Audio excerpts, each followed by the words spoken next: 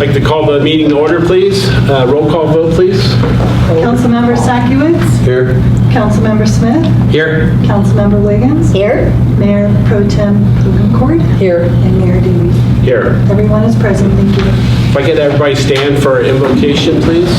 Our invocation tonight will be offered by Mark Nettles, First Counselor in the Bishopric of the Tehachapi Ward of the Bakersfield East Stake of the Church of Jesus Christ of Latter-day Saints. Say that real quick. Dear God in heaven, we ask that thy blessings might be upon us and that thy Holy Spirit might rest upon us, that we might make decisions and be mindful of thee and in how we carry out our duties, both civilly and to one another. We pray that all those who have concerns, that we might work together as a group and that we might have thy blessings upon us. In the name of Jesus Christ, amen. Amen. Thank you. Keith, could I get you to lead us in our pledge of salute? I pledge allegiance to the flag of the United States of America and to the republic for which it stands, one nation, under God, indivisible, with liberty and justice for all.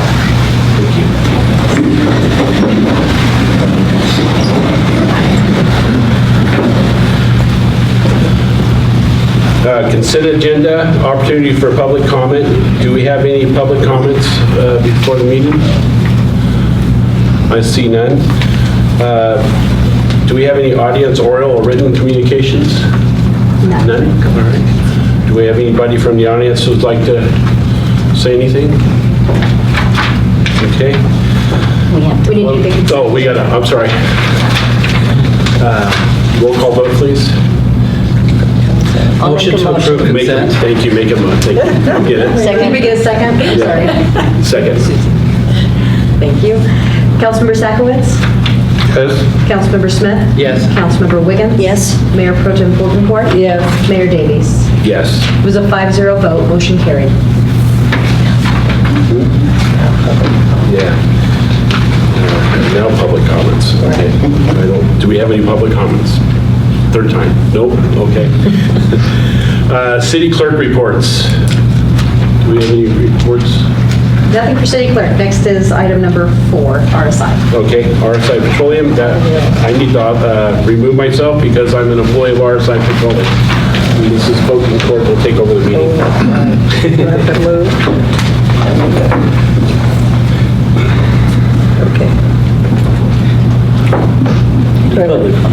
All right, I'm good. Any public comments? You guys could laugh. But any public comments regarding the financial report? Council? Motion to approve. Second. All those in favor? Aye. Roll call vote. Roll call vote, sorry. Councilmember Sakiewicz. Yes. Councilmember Smith. Yes. Councilmember Wiggins. Yes. Mayor Pro Tem Pugencourt. Yes. It was a 4-0 vote with a recusal from Mayor Davies. It's always a roll call. I know what I'm sorry. I'm thinking high school, elementary and high school. Oh, you think I raised your hand? Sorry. Okay, item 5, Public Works Director Don Marsh. Thank you, Mayor Davies and council members. The item I have for you tonight is for a rehab project at our secondary clarifier at a wastewater treatment plant. So the wastewater treatment plant has one secondary clarifier, which is an integral component of the wastewater treatment process, and it's certainly a requirement to treat the effluent to a point required by the State Water Resources Control Board. That clarifier was installed in the early 1990s and has an estimated lifespan of about 30 years, so we're there. The drive gearboxes and bearings within the unit itself have a lifespan of about 30 years, like I mentioned. And rather than wait for failure, staff has solicited bids for this project to rebuild and fully replace the clarifier drive unit, conduct a full inspection of the clarifier, and make any necessary repairs as required. A temporary unit will be brought in when we take the clarifier offline so we can continue to operate the wastewater treatment plant. And then when the repairs are complete, obviously we'll switch back to the clarifier. In January, staff advertised for the project. All bids were due on February 23rd, and the results of the bid opening are shown in the staff report. There was a review of all the bids, and it was determined that Rebuild It Century Equipment Company is the low bidder, and that their bid was considered responsive. So this project is included in the budget for fiscal year 22 and 23. There is a typo in your staff report. It's not 21 and 22, but it is 22 and 23, which was approved on June 6th, and then it was included also in the March 20th mid-year budget as well. So there's funds in the current authorized budget. So a little bit unusual here, but the staff's recommendation is that we award the wastewater treatment secondary clarifier rehab project to Rebuild It Century Equipment Company for the base amount of $113,943 and an additional amount of $38,670 if needed to extend the equipment rental period for up to 3 weeks, and authorize the city manager to approve any necessary change orders up to a maximum of 20% of the original contract, or $22,788.60. And just a little clarification on that. Their base bid included 1 week of rental for the temporary unit. We really did not feel very comfortable with only 1 week of rental, because we expect the project to last basically a week. And so we're asking for additional money to rent that for an additional 3 weeks. Number one, in case there are any issues during the rehabilitation work, that'll give us a little bit of extra time, but we're not very confident that they're going to actually be able to get that thing in there, set up, running, do the work, and then decommission it in 5 days. We're really skeptical on that, so we wanted to include a little bit extra there. So I'll be happy to answer any questions if you have them. Okay. Do we have any questions from the audience? Council? I do. Okay, Keith? By the name, it says rebuilt, but do I understand all equipment that's going to be installed in here is all new? Actually, no. The process is that they will remove our gearbox and motor, and they will install a new rebuilt gearbox and motor. It's very normal for equipment of this type to be completely rebuilt and then reinstalled at a later time. Also included in their bid is to take our old gearbox and motor and rebuild them as well, and then we'll set that on the shelf so that if we ever did have a failure, we'll have that ready to go. What kind of guarantee do we have? If we go down, are they going to take care of the extra cost of renting this equipment? Are you talking about the... If we have a failure with this unit, what kind of guarantee do we have? Typical warranty for this type of equipment is 1 year. Yeah. For their workmanship is really what we're looking at the warranty for. Susan? I'll make a motion that we approve. Phil wants it. Oh, I'm sorry, Phil. What's the capacity of this clarifier? The clarifier is about 1.25 million gallons per day. But it's just the headworks or whatever that they're replacing? Now, this is the clarifier. This is at the tail end of the plant, so right before it goes into the ponds. Yeah. This is the round clarifier that has a skimmer on the top. Yeah. Yeah. So that's the... So it's the mechanics. The whole of plant. skimmer and everything, yeah. Yeah. I meant of the part that's being... Well, 100% of the flow runs through that clarifier. Yeah, understand. Quite a difference in bids, so Yes. you're comfortable with that still though, right?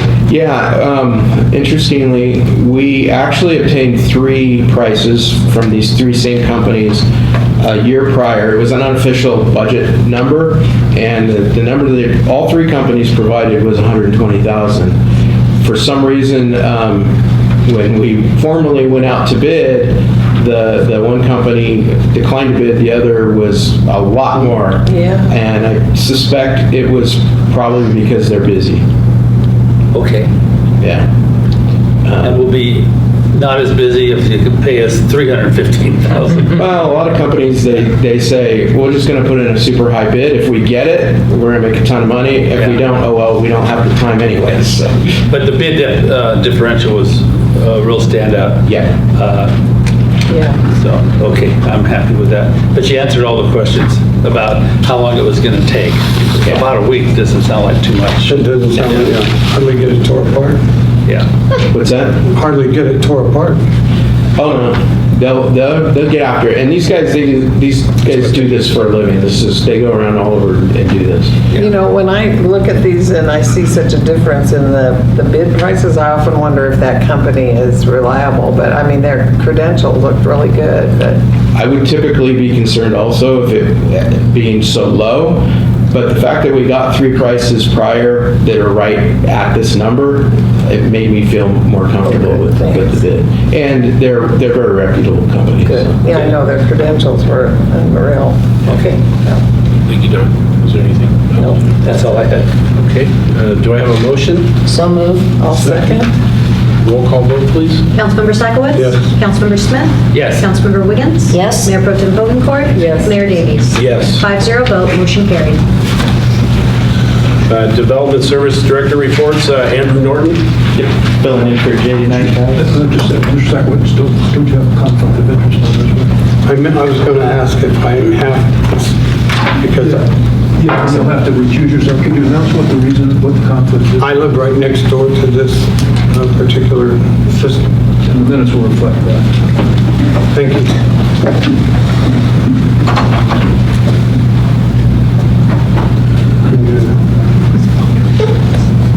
Okay, Andrew.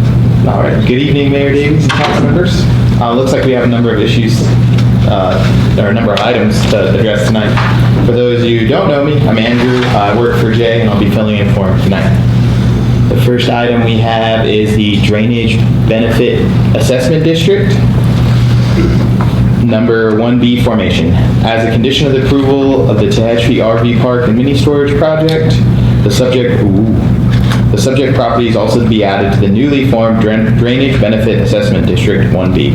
The services offered include stormwater management for the subject site by expanding the existing city drainage sump located on Bailey Court.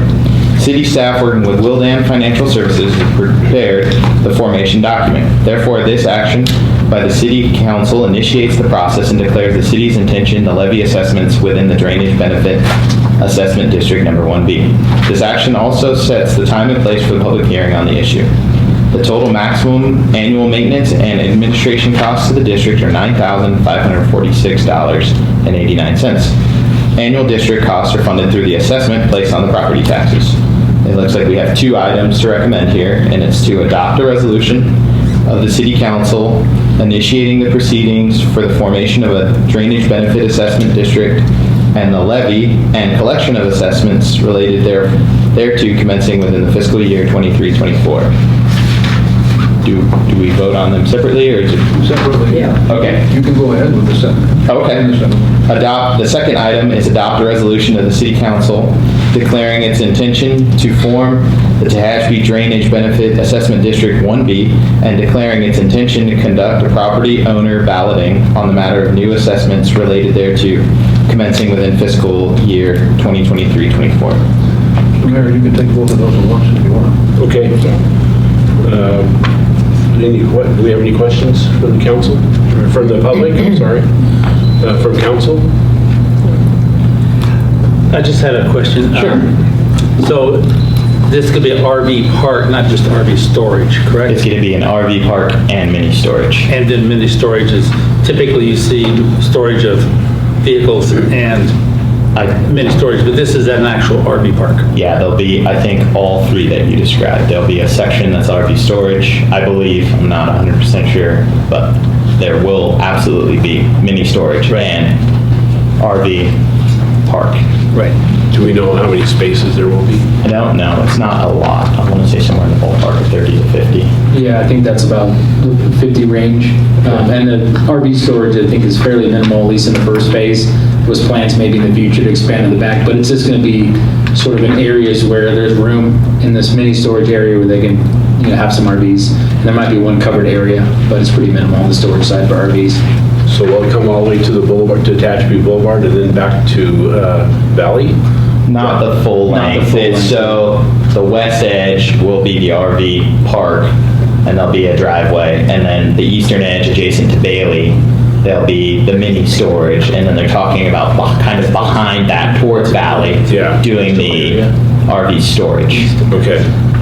And so that's what this is for, is storm runoff. They have to store a certain measure of it, and there's a large sump on the west end of Bailey. So they're going to contribute storm water to that large sump, but they're also... Is that called the Burrow Pit? Is that what they... No, that it's one's... not? No, Burrow Pit's further east. Oh, there's another one on Bailey Court? Yeah, it's a large sump that you see adjacent to some of these residential tracts. Okay. It's the same idea. Okay. It holds the storm surge. All right. That was my other question. So it'll be all retained on site? It won't be No. into the system on Tehachapi Boulevard? There is some allowance. The way it works is pre-development flow, what exists there now, the dirt, it absorbs some. Right. So whatever currently runs off, based on the modeling, they're allowed to discharge to the street. Right. So they can't exceed what's occurring now. Okay. The rest, yes, is intended to land in the sun. On site? Yeah. Okay, I'm happy with that. Okay, if we don't have any other questions, have somebody make a motion, please? I so move. Okay. Do we have to make two motions? Yeah. You can make one note for both. If you want to do both at once, you can do both at once. Okay. We'll do both at once. Hoagie made the motion. I'll second it. Oh, I'm sorry. Go ahead. Roll call vote, please. Councilmember Smith? Yes. Councilmember Wiggins? Yes. Mayor Pro Tem Pokencourt? Yes. Mayor Davies? Yes. It's a 4-0 vote with a recusal from Councilmember Stackowitz.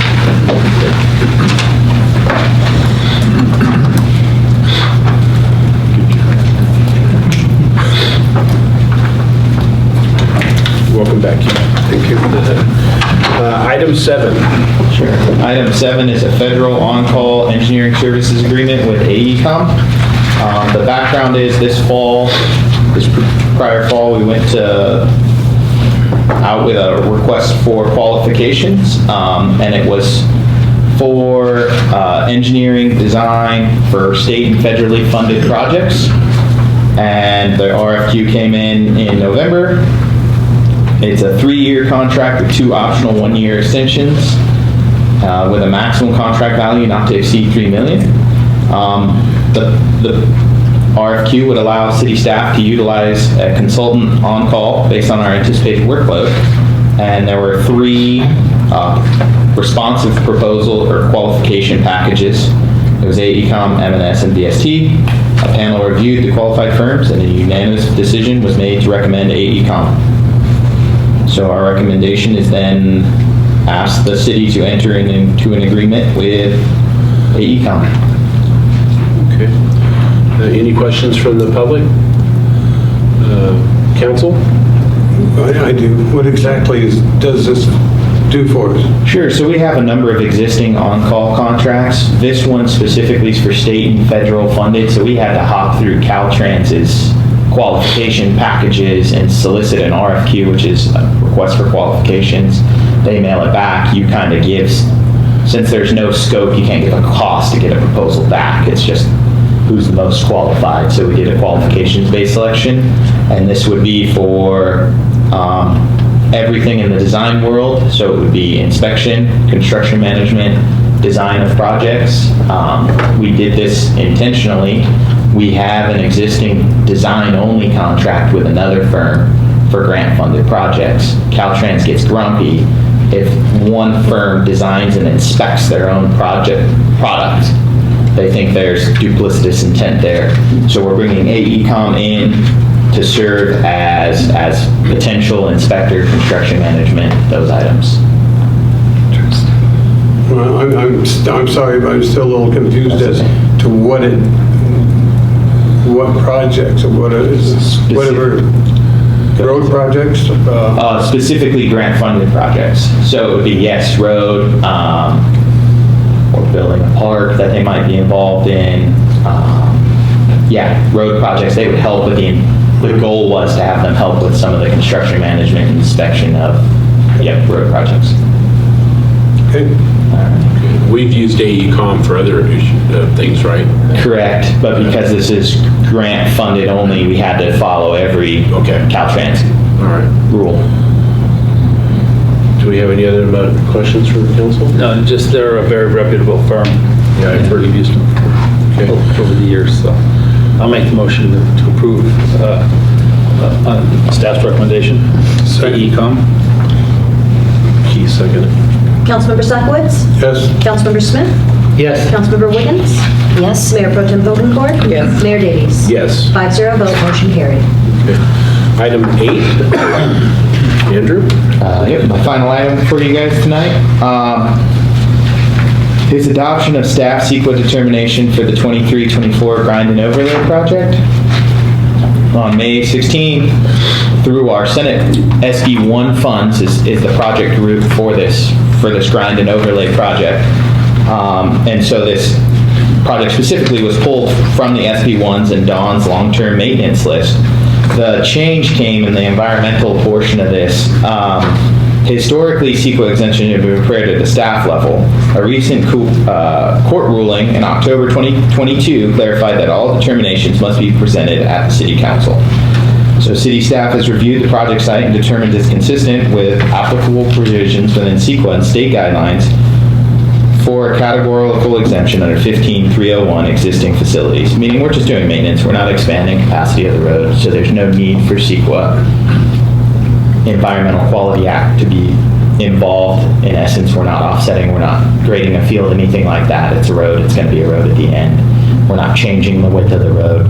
So it's a categorical exemption based on existing facilities. Okay. Any questions from the public on item 8? Council? Well, the recommendation is to adopt a CEQA notice, so do we still have to do that then? Yes, that's required. Okay, because you said there was no CEQA required up here. Sorry, it's adopt a categorical exemption. Okay. We file the form, you guys adopt, but nothing changes. Nothing changed, okay. Just so you guys know that based on this new ruling, though, that every project we will have to bring CEQA into. Everything that we've approved in the past, we're going to have to... No, not retroactively, just moving forward. Just moving forward. Correct. Okay. This was done at the staff level before, whereas now state law requires this every project for the council, public input, if there is any, for any CEQA issues. So we adopt the categorical exemption. For this specific one, yes. I'll make that motion. I'll second. Question. Yes. Is this the proportion where you're going to work on the F Street and E? Yes, sir, we're grinding, Is that going all the way to Curry? Or does it just go to Poly? we're ending at Poly. Question why? The honest answer is funding. We're addressing the highest need portions of the road first. Okay, I looked at this and I drove it today. Okay. And that's right out here. And this is just junk. And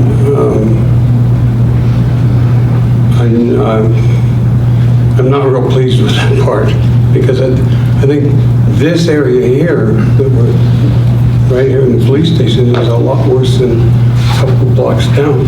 We have ranked all we do have an annual ranking of all the roads around town. Yeah, it's not a subjective evaluation of the roads. We have a quantitative analysis of all the streets. It's a few years old, but it's called a pavement condition index, and it's a measurement of the actual condition of the pavement. It's not just, well, this street looks worse than this one to me. So what we've done is we've gone through and re-ranked all the streets, and we've gone from worst to best, and we're starting to work our way through. There's a little bit of I would say Don Marsh voodoo in there, that based on the amount of traffic the streets get and any kind of future development or anything like that in that area, but mostly based on traffic. And so, streets that get more traffic are going to be listed as a little bit higher priority, even though the condition might be a little less. These streets, granted, don't get a ton of traffic, but the condition is horrible. The F Street and Polly are absolutely the worst in town. Well, I just look at it, and that's where our parades go down, and if you look at that, it was just... Oh, if you want to authorize this, I'll go all the way to Snyder if you'd like. But it's a funding issue. I mean, we can only do so much every year. That's what their SB1 funds or? Yeah. Yes, okay. Thank you, Don. Any other questions? No. We have I'm sorry. Did you get your motion second? We have a motion in a second. Okay. Yeah. Councilmember Sekowitz? Yes. Councilmember Smith? Yes. Councilmember Wiggins? Yes. Mayor Pro Tem Bokencourt? Yes. Mayor Davies? Yes. 5-0 vote, motion carried. Assistant City Manager reports, Corey? Thank you, Mayor Davies. Usually I'd say I'm happy to present an item, but that's certainly not the case today. No. I would like to bring your attention today to our item, which is a resolution opposing initiative number 21-0042A1, the Taxpayer Protection and Government Accountability Act. So just a little background, back in November, of course, the voters in the city of Tehachapi approved a 1-cent sales tax increase, 57% approval that went into effect just a few days ago, was known as Measure S.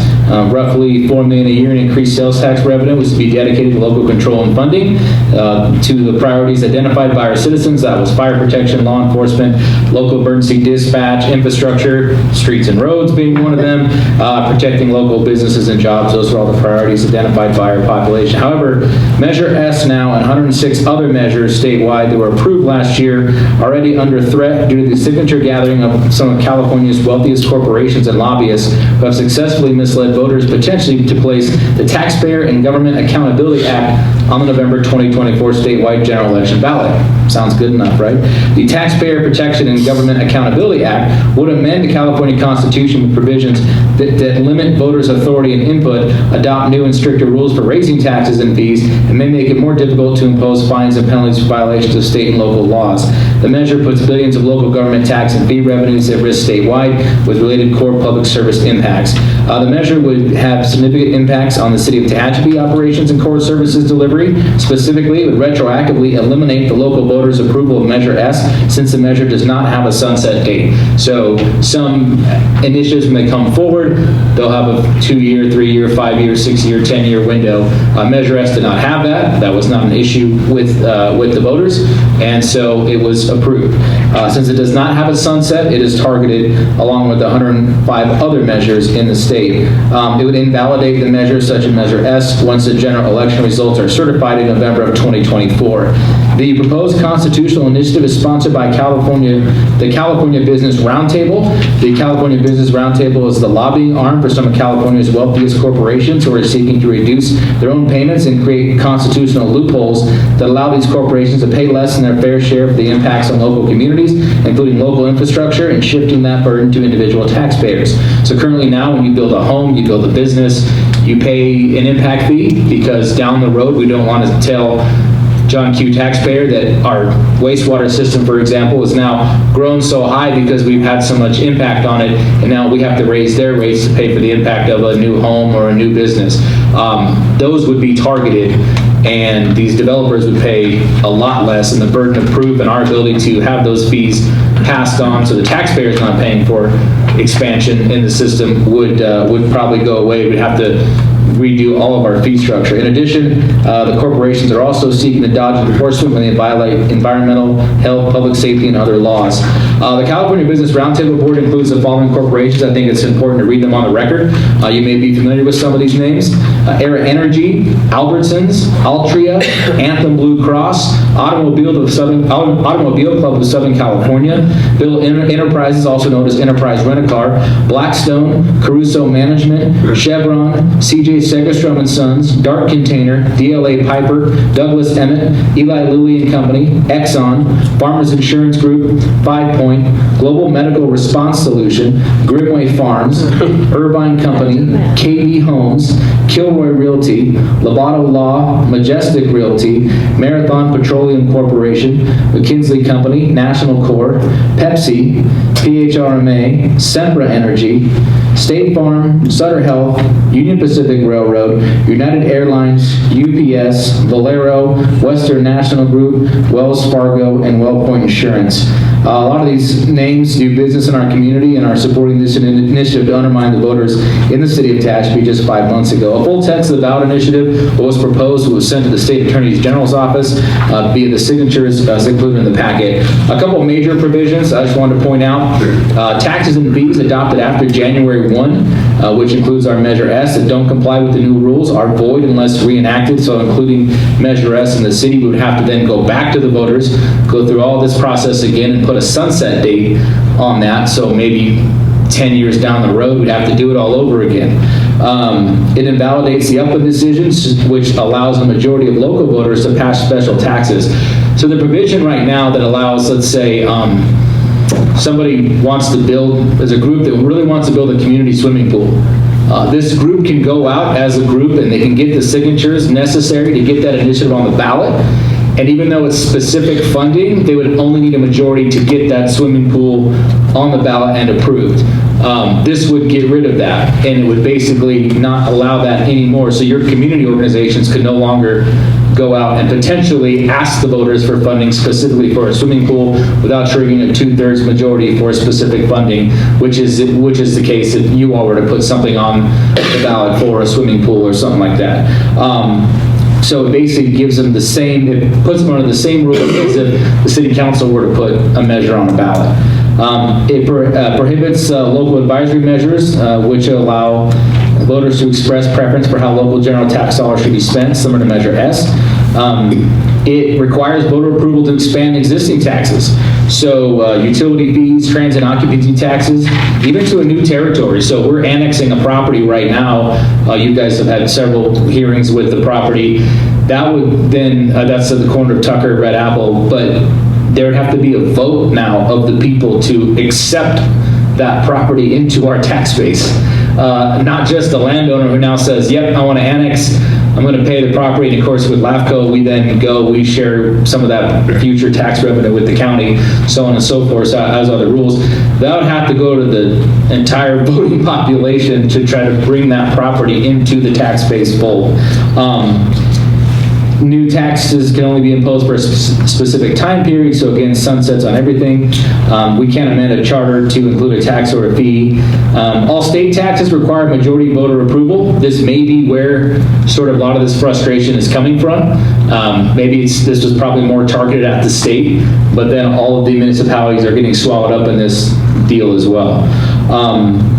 So our fees right now, we have, as I mentioned earlier, we have impact fees, whether it's for impact to a system, that we have development fees, we have administrative fees. A lot of times, so anyone looking to develop, the taxpayer is not paying for that. It's being paid for by the developer. So right now, we have to basically prove that we're not exceeding actual costs, and we do a study, and Wildan's one of the groups we've used in the past, and they give a study that just says, yes, these costs are accurate, and we give a justification. Well, now obviously the burden to prove the fee or charge does not exceed actual cost. We now would have to provide clear and convincing evidence that these fees are not, so we can't just say, this is it, and we had a third party come in. We would literally have to go back and redo every fee to provide clear and convincing evidence, almost like it's going on trial to prove it. If not, we go back and have to redo that. There's one in here about fees paid for local and government property. This would be a lot of the time for our encroachment permits per se. So then, same thing, we couldn't say, here's our costs for which we make these studies, but we couldn't say, utility companies coming in, they need an encroachment permit to replace a power pole. Here's our fee for an encroachment permit, which is fairly reasonable in the city of Tehachapi. It might be, higher and larger communities where this might be targeted. But again, we would have to go back and redo that fee structure to provide this clear and convincing evidence that we are not charging more than what actually it costs to deliver the cost of that permit. And it prohibits new development fees based on vehicle miles traveled. These are the traffic fees. So when someone comes in, and again, a housing development, and they want to, we do a study, and or even a business, it's a Walmart or whoever it might be, we do a study and we figure out how many anticipated trips a day, and then we calculate this into a traffic fee. We actually share a portion of that with the county of Kern. We figure out how much it's going to, what their impact on the roads are going to be, what improvements they're going to be responsible for, what improvements maybe the future might be responsible for, but they'll pay into a fund based on sort of the vehicle miles traveled for people coming in and out of that development, shopping center, whatever it might be. That would go away. So we wouldn't have additional funding for impact to roads either. So there's a lot of this, and of course this means potential millions in savings for certain developers. So here's what has gone on so far. The signatures were gathered last year. The Business Roundtable filed the Taxpayer Protection and Government Accountability Act on February 1st. The measure has qualified for the November 2024 ballot. It's not been placed on the ballot yet officially, but it has thus far qualified with the number of signatures. We're working with the League of California Cities, along with a broad coalition of local governments, labor and public safety leaders, infrastructure advocates, and businesses strongly opposing this initiative. Local government revenue raising authority is currently substantially restricted by state statute and constitutional provisions of Prop 13 of 1978 is one of them. You hear that thrown around a lot. Prop 218 of 1996 and Proposition 26 of 2010. Every time we go for a fee or a tax, it's a long process, a lot of checks and balances in place, and so it's already in there in the state constitution. This act would expand the restrictions on voters and local control, and again, it would just wipe out some of the stuff that has occurred already. I wanted to point out something specifically to the city of Tehachapi. We ourselves and a lot of other local governments levy a variety of fees and other charges to provide core public services and offset the burden to deliver those services to the tax and ratepayers. Major examples of the fees that could be impacted by this, nuisance abatement fees such as for weeds, rubbish, general nuisance abatement to fund community safety, code enforcement, and neighborhood cleanup. Those would go away. Commercial franchise fees, so Waste Management pays a franchise fee to the city, Spectrum for television, AT&T for phone, they all pay a franchise fee to do business in the city. That would go away. Emergency response fees, such as in connection with a DUI, couldn't go back and back charge somebody for the over-the-top emergency response their actions caused us. Document processing and duplication fees, facility use charges, fees for parks and recreation services, which we also have an impact fee for, garbage and recycling disposal fees as well at the landfill, which basically are passed on to the ratepayers because it costs WM money to go dump it at the landfill.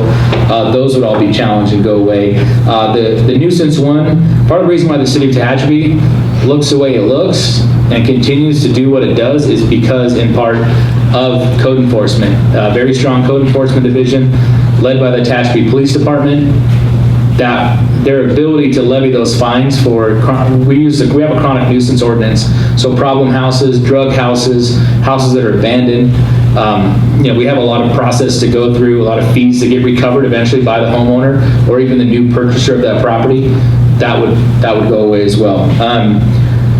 Every city, county, and special district must regularly adopt increases to fee rates and charges and revise their rate schedules to accommodate new uses and activities. Most of these would be subject to new standards and limitations under the threat of legal challenge. So based on the current volume of fees and charges imposed by local agencies, including council-adopted increases to simply accommodate inflation, the League of California Cities estimates the amount of local government fee and charge revenue risk is approximately $2 billion a year, including those adopted since January 1st, 2022. Over the last 10 years, $20 billion of local government fee and charge revenues would be at heightened legal peril. Some of our affected fees, and I mentioned some earlier, but water sewer impact fees, franchise fees for cable, phone, and water recycling services, water entitlement fees, traffic mitigation fees, park impact fees, police and civic facilities fees, as in when someone builds, they're kind of paying to this police department and future expansion, code enforcement, chronic nuisance fees, and even planning review fees. And again, rather than being paid by the developer, property owner, or offending party, the subject of the impact of these services would fall on existing ratepayers and taxpayers to fund these services. Hundreds of local tax measures were approved in 2022, including our Measure S and the County of Kern's Measure K. Both are at risk if this initiative is placed on the ballot and approved by voters since they do not comply with provisions of the initiative. Nearly $2 billion of annual revenues from these voter-approved measures will cease a year after the effective date of the measure, reducing the local public services funded by these measures unless the tax is resubmitted for voter approval. Reductions on local government tax revenues have impact on core services, including fire, emergency response, law enforcement, streets and roads, drinking water, sewer, parks, libraries, and homeless prevention. We're estimating about a $4 million decrease in the sales tax revenue brought on by this initiative, which is unfilled police officer vacancies, inability to provide competitive compensation for law enforcement and dispatchers, inability to pay the contracted amount to Kern County Fire for fire protection services, loss of additional road maintenance funds as well. In addition, it would negatively impact staffing in the Development Services Department, as a reduction in fees would result in slower turnaround times for permits, plannings, and approval. The estimated impact of that's about $500,000 annually. The reduced impact fees for water, wastewater, traffic, water entitlement fees, and such would total nearly $1 million annually. Many of these fees would require a new level of proof that are beyond reasonable, opening the city up to extensive legislation or litigation in order to charge the developer the true amount of their impact on our infrastructure systems. And again, many other administrative fees are subject to the same scrutiny and implementation. So there's some details of what exists now. As I kind of went through the fiscal impact of this, we're looking, would take an estimated $5 to $6 million annually from the city of Tehachapi, negatively impacting fire and police services, local emergency dispatch, water and sewer system sustainability, among other services. The true impact of this initiative, however, it really can't be calculated completely due to the uncalculated legal costs, because everything is open to challenge and we don't go back and go through it. And so we're going to have to pay more consultants to come and redo every fee study to now get this clear and convincing evidence that we're not going beyond the actual cost of delivery. And in addition, the legal review and the cost of additional elections will require even more of an impact to the general fund and current ratepayers.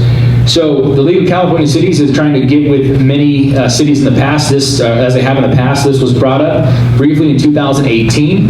When we were bringing Measure S forward, we mentioned this quite a bit, that the state was going to take away that even local control. And this really isn't necessarily a state item per se. This is brought on by some corporations that got some voters to agree with the title because it sounds catchy. But take away our ability to do something like this, to have our local control, to fund our police and fire.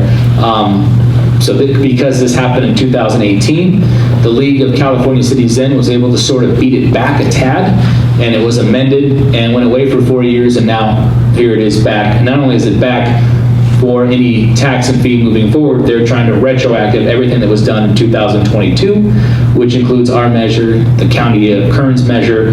McFarland had a couple. There's a bunch that were done in this county alone, and 106 statewide that would be basically nullified by this measure. So the league is trying to get people on board, trying to get city councils to pass these resolutions, and with really their intention to send all these resolutions to the California Business Roundtable to say all these communities oppose this and they will fight for their local control, and they've actually padded their coffers even more for their election. The California Business Roundtable has, but they're trying to send a message that you're not going to have a lot of support in this state for this measure. It's another example of this sort of, we thought we were taking local control back with Measure S, and unfortunately it's on the table already with something like this. So our staff recommendation is to adopt the resolution opposing this initiative, the Taxpayer Protection and Government Accountability Act, to send the attached correspondence to the California Business Roundtable via the League of California Cities. Lots to unpack here. Sorry that was so long, but it's one that definitely needs some action, and I'm happy to answer any questions. Do we have any questions from the public? Council, Susan? I'm outraged. I could use stronger terms, but I'm not supposed to when I'm sitting in public. I've watched the state through a lifetime of doing this. When I was in education, the California residents approved the lottery. 2 days later, there were 3 bills in the legislature to try and stop that money from going into the lottery for schools. I mean, no matter what we do, there's always someone who wants to oppose it. And there is no local control. There hasn't been local control in decades in this state, because every time we get something, the state giveth and the state slaps us. And it's just ridiculous. And the reason that we have to go for local taxes is because the state approves laws, but they don't give us any money whatsoever to pay for these mandates. We have no choice but to implement the mandate, but they never give us any money. And this is just like over the top. I think if this passes, I'm going to go buy a U-Haul business and rent it to all the people who are leaving California 2 days later. It's awful. Thank you. This really bothers me because, you know, I've gone to cities where their sales tax are 10%, Fresno, Lancaster, and how that is going to affect, and how they could get away with it, number one, and their citizens voted it in, obviously. But I went through the Business Roundtable. There were 18 businesses that I have used in my lifetime, and I thought, okay, we can play ball. We just won't support these. We'll boycott sales like Albertsons. They have the highest prices for groceries, and I very seldom go there, and I will continue to do that to support our businesses and our local tax. We need it. We'll be hurting in 4 years, especially with our law enforcement and maybe 18 months, actually, if this were to be voted in November 2024. Once the election is certified, a month later, that would end the district tax, the special district tax. So the 1%. Yes, and our little Grimway pops up again, and that's... Bill? Yeah, I want to echo what Susan was saying about, it's typically the state that's been the one that whenever there's a real financial crunch in the state, they figure out a way of narrowing what comes to the cities, and it's always the cities in the state that have to bail out everyone else monetarily to get things done. And it's always the cities that have to cut back on their services, while the state has their issues that they use us to bail them out. This is not the case on this one. This is not the state doing this, correct? No, this was a voter initiative. This is funded by a group of large corporations that don't want to pay their fair share, don't want to pay the fees. They said, we don't like the fees, so let's just make it so that these cities cannot charge a fee, and then the city residents are going to have to pay for what's not in there. It goes right back to the small taxpayer. Every one of us in this room, everyone in every town has to bear the brunt of what these corporations do not want to pay for their fair share. So this is not a state grab in this case. This is a corporate-funded lobbying effort, and it sounds really catchy, doesn't it? Yeah. The Taxpayer Protection and Government Accountability Act. So if you voted for that, I think you got misled. So there's going to have to be an enormous public relations campaign of the citizens and taxpayers of every town to let everybody know what this means. It's one of these yes means no, no means yes, but this means if this passes, we lose funding that we've already voted for, retroactive to 2022. Our citizens said, yes, we want this. We want the stability of our financials. The city's been very conservative. We've delivered, and we want our safety. We want our fire, police, everything that our roads and things that can have a little bit of a supplemental fund to make us better. And now here's a bunch of corporations that want to take that away. We don't want to pay, we want the taxpayers to pay. And their fees may go away, so they don't want to pay at all. And this was done, as you mentioned, through the referendum process, which is very simple to do, actually. You get a catchy title. You only required to put 3 or 4 sentences at the top of the petition sheet, and you pay people to stand in front of Walmart and grab folks on their way in and say, do you want lower taxes and government accountability? And yeah, why not? And they sign their name as a registered voter without reading anything into it. I always tell those people I don't sign grocery store petitions. I just don't, because there's way more than meets the eye. And this is done by a lot of corporations that have very good marketing teams.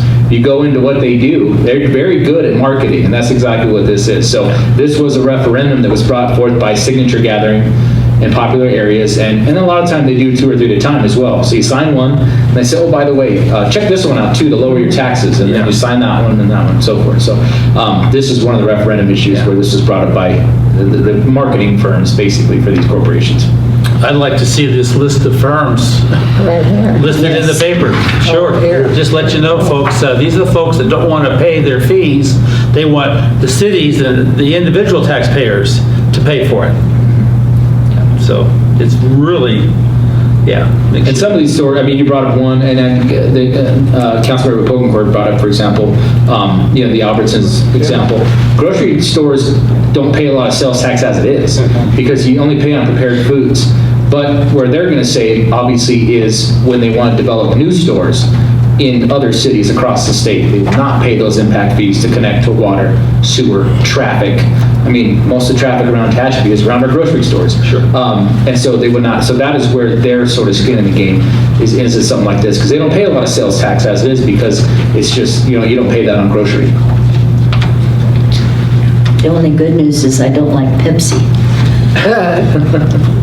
Well, it's on there. You probably had it in your lifetime somewhere along the line. well, this is a matter of let the taxpayer be aware, do your own homework, and really read up on what's going on here.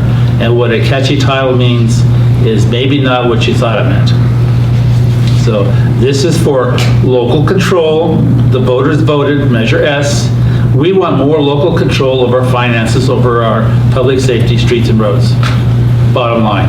Here's a bunch of corporations that say, no, we don't want to pay our fees, you're going to have to do it yourself. And the $4 million a year that we would have had a little bit of a cushion, like in everyone's budget, you like to have a little bit left over for a rainy day. We will be having that taken away. So. Well, was it last year or the year before where the state was in a surplus? We had that 100 million or whatever it was that Newsom gave everybody a check but me. But anyway, Keith, So this is totally not state. Yeah, it's frustrating. We have the right to vote, but it doesn't seem to mean anything. We vote for something for our community, our state or whatever. We vote for a death penalty that, whoops, can't do that. We vote for tax reduction or such, not like this, but yes, we have the right to vote, but it doesn't go very far. And this is, and part of this coalition that we're basically sort of signing our name to is to really, like I mentioned before, the League of California Cities, their lobbying arm, their legislative arm, to go back to these folks and say, look, all these communities are opposed, especially to the provision that requires retroactively to erase. But I think every community in California is impacted by their service fees, their connection fees, their impact fees. And so there's maybe, the hope is that maybe some deal making and some, hey, you should take this out of the bill, or you should take this out. And so hopefully that, I think, would be the end game. If something goes to the ballot in November 2024, it doesn't look anything like this looks now. Obviously staying within the parameters of what they signed people up for. So I think that's part of the hope of the League of California Cities is to get a coalition together of people saying that this is it's not what he was as advertised, and it's going to harm local communities and maybe go back to the bargaining table, so to speak. Does the state legislature weigh in on this, or they just? It's the Attorney General's office right now, and for the ballot measure, this will go through the AG's office, and the legislature will not have a say in this. Right now, I don't know if there's legislation to counter it could always come up, but it'd be tough to do. Before the November, just based on legislative cycles. So our sales on the Measure S, we just voted for, so that went to effect.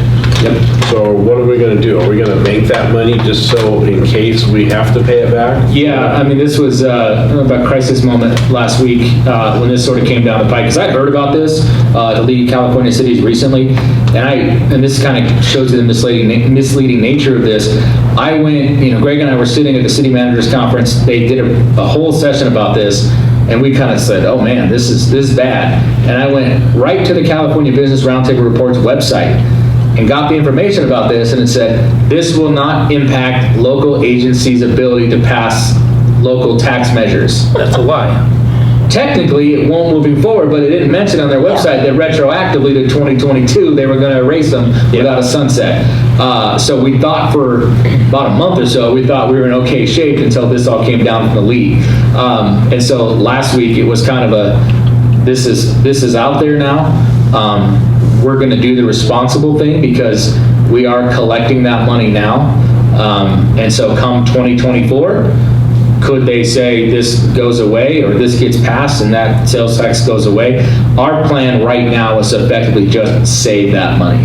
When you see a budget in 2 months, we are not padding that budget with a bunch of, obviously we're going to pay the fire contract as that escalates. We have money in the general fund to cover that this year. But we've already looked back, and so I think to the message to the residents who might say, hey, we're expecting a lot more pavement, we're expecting a lot more stuff with Measure S. Well, now we have to pause until we have more clarity on what's happening here, because we don't want to budget something forever. Now, we'll spend a little bit here and there, maybe on some temporary fixes and getting a few things, but we can't really budget for the future and create additional maybe police officer positions and that sort of thing, and then have this funding go away. So our plan is to save the majority of this money and just see until we have some real clarity on what's going on. It's a responsible thing to do, and unfortunately, it's really the spot we're in right now until we know what exactly is going to happen. Are we okay in doing that? Yeah, for the first, for the next 18 months, yeah, I think and like some of that money might go to some road projects and that sort of thing, but nothing long-term that we're applying that funding to, because we don't want to have to cut that funding in the future and cut maybe those officers or whatever that might be. So it's being very sparse with that funding. And granted, there wasn't a lot for this upcoming budget as well. We've just had projections. I mean, the sales tax just went in 2 days ago. Yeah. And so we didn't have a lot built into this next fiscal year, but everyone's got to think differently moving forward. And again, where we can get the fire contract paid and that sort of thing. But this is in the back of our minds is it's there, but it's really not officially until we see some clarity on this, or after the November 2024 election. Do we need to let the public know why we are going to hold these in reserves until this is cleared up? Maybe any kind of letter going out to our citizens? There should be something out there. Yeah, I think the game plan really even tomorrow is after, if the council agrees tonight to adopt this resolution, We'll have some press releases that go out about this. We'll send those obviously locally. It'll go into the state's coalition as well, to the League of California Cities. We've already been in contact with our local rep, Raj Radfir, about it as well, who handles the Central Valley, which we're a part of. So yes, there will be, we'll have some press and that sort of thing to get that out there, that this is what's going on. It's impacting Measure S, and therefore some of our Measure S funding is being saved as opposed to, being budgeted right away. Okay. Thank you, Corey. Well, if there's nothing else, did you? No. I'll make a motion that we adopt a resolution of the City Council to join the No on Initiative 21-00424A1, opposing the Taxpayer Protection and Government Accountability Act. Second. Councilmember Sockowitz? Yes. Councilmember Smith? Yes. Councilmember Wiggins? Yes. Mayor Pro Tem Court? Yes. Mayor Davies? Yes. 5-0 vote, motion carried. Thank you for your report, Corey. Do a lot.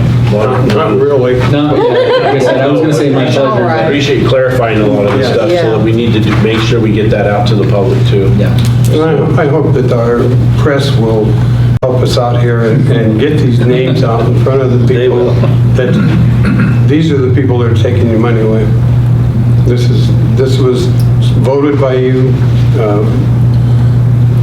fairly in good shape, and now like somebody said, the state give us and the state take it away real quick. But, Well, it's another fight, but it's a fight worth having. So Yes. here we go. Thank you.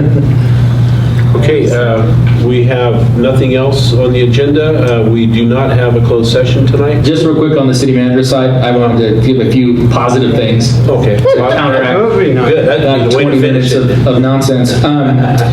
Real quick, I wanted to mention the blood drive. Key Budge helps head those up with Houchin, the Vineyard Church with a partner this last time around, Tehachapi Valley Healthcare District. They met their goal with 65 donors this last time around, so happy to report that. Tehachapi as well. It's been a busy couple weeks on Tehachapi. We just put out the episode today with Acting Lieutenant Dunham, who's in the audience. Great conversation about TPD, law enforcement, his career, and very interesting. And we recorded about a week or so ago and got it out today. We've been a backlog of so many things going on. There was an episode recorded today with the Girl Scouts that will come up from our local troop that were here, and then also the director of Clue, which is coming to BK Theater. Jason Wheeler was in studio, so those will be out at some point this week. So a great couple conversations. And just real quick as well, a lot of, I don't know about you, but I was taking the brief window of weather I had yesterday to do a little bit of stuff in the yard, and my wife and I both agreed we're going to be doing maintenance all summer long. And the same goes for our public works crew. Last week we had a very tight window. We got some paving mastic down on Tucker to repair some stuff, and then the weather came again. We have a lot of road projects in the queue that have been pushed back because of weather. So it's going to be a very busy spring and summer for our crews. It may seem like at one point half the city is torn up. It's just the way these things are being timed because of weather this year. But the Public Works team has done a great job.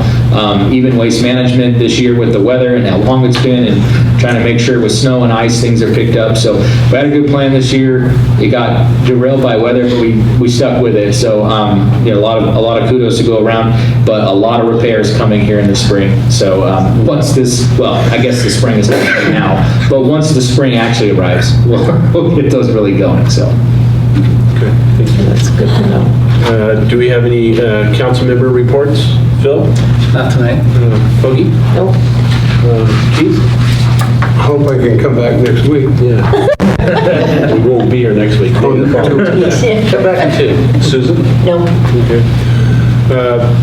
I do appreciate Corey and all the work that he's put into this to let us know what's going on, and we'll make sure that we're ahead of the game when we report to League of California Cities that we oppose this, and we need to get it out there publicly, the businesses that are leading this. So we're the ones that spend the money at these places. We got to make sure that we follow through. So, We used to. yeah. There you go. If there's nothing else, meeting's adjourned.